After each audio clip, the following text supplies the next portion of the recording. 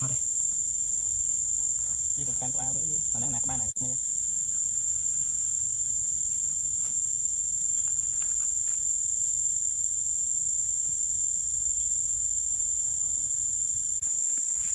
Rõ ha.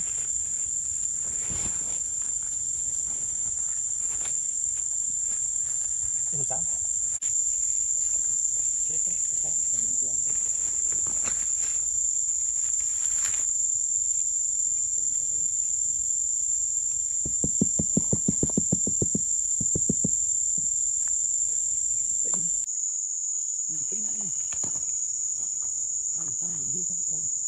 bắt khơi tê không?